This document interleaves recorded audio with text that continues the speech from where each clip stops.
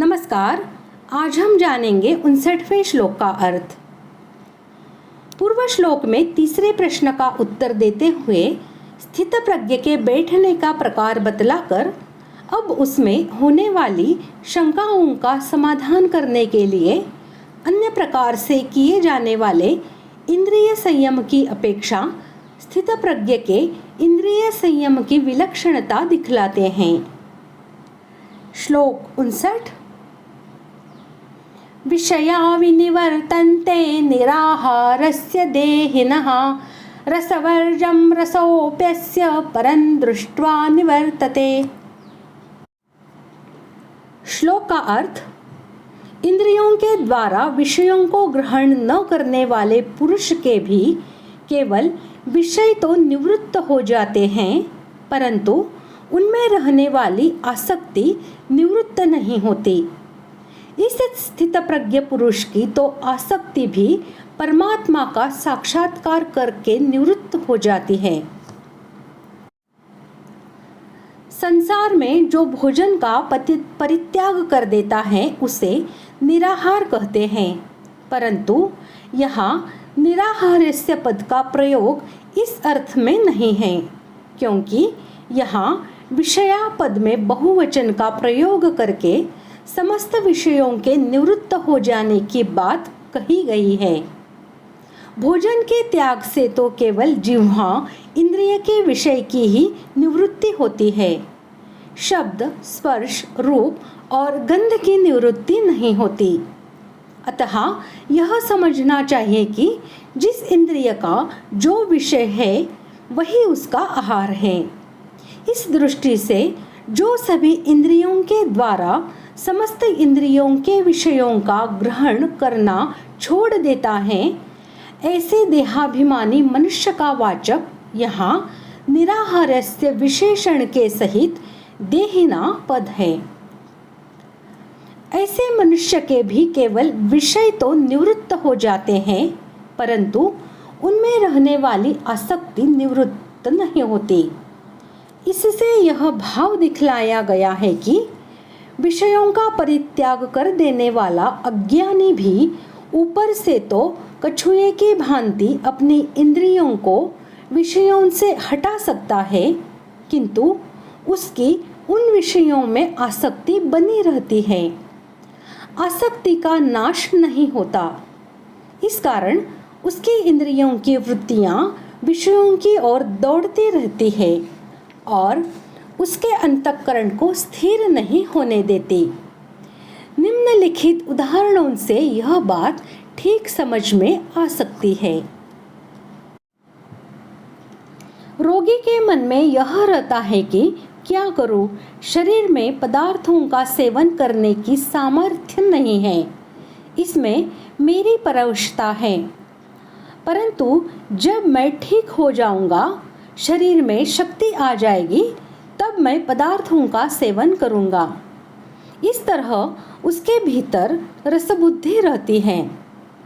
ऐसे ही इंद्रियों को विषयों से हटाने पर विषय तो निवृत्त हो जाते हैं, पर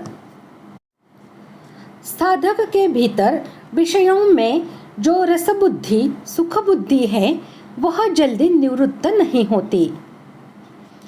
जिनका स्वाभाविक ही विषयों में राग नहीं है और जो तीव्र वैराग्यवान है, उन साधकों की रसबुद्धि साधनावस्था में ही निवृत्त हो जाती है, परंतु जो तीव्र वैराग्य के बिना ही विचार पूर्वक साधन में लगे हुए हैं, उन्हीं साधकों के लिए यह कहा गया है कि विषयों का त्याग कर देने पर भी उनकी रसबुद्धि निवृत्त नहीं होती। इस स्थितप्रज्ञ की रसबुद्धि परमात्मा का अनुभव हो जाने पर निवृत्त हो जाती है।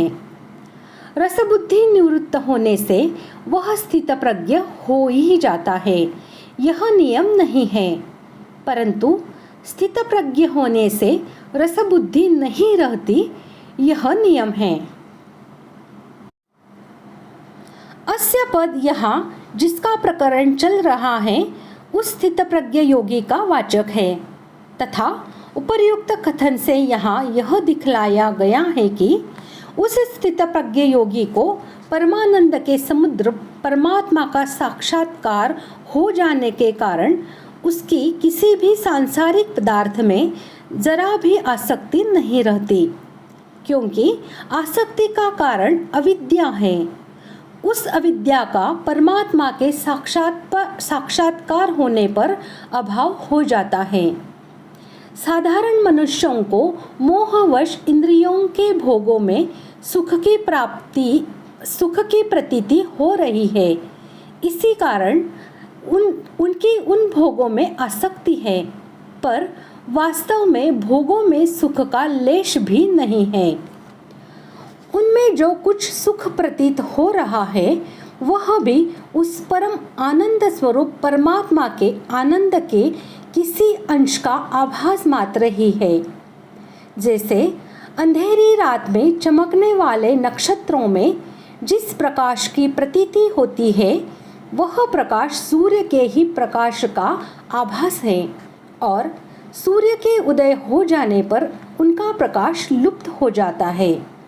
उसी प्रकार सांसारिक पदार्थों में प्रतीत होने वाला सुख आनंदमय परमात्मा के आनंद का ही आभास है। अतः जिस मनुष्य को उस परम आनंद स्वरूप परमात्मा की प्राप्ति हो जाती है उसको उन भोगों में सुख की प्रतीति ही नहीं होती, और न उनमें उसके किंचिन मात्र भी आसक्ति ही रहती है, क्योंकि परमात्मा एक ऐसी अद्भुत अलौकिक दिव्य आकर्षक वस्तु है जिसके प्राप्त होने पर इतनी तल्लीनता, मुग्धता और तन्मयता होती है कि अपना सारा आपा ही मिट जाता है। फिर किसी दूसरी वस्तु का चिंतन कौन करे। इसीलिए परमात्मा के साक्षात्कार से आसक्ति के सर्वथा निवृत्त होने की बात कही गई है।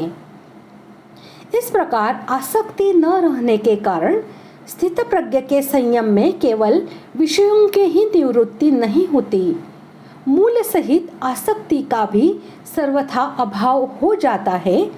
यह उसकी विशेषता है। इस प्रकार आज हमने 59वें श्लोक का अर्थ जान लिया है। अगले भाग में जानते हैं 60वें श्लोक का अर्थ। धन्यवाद।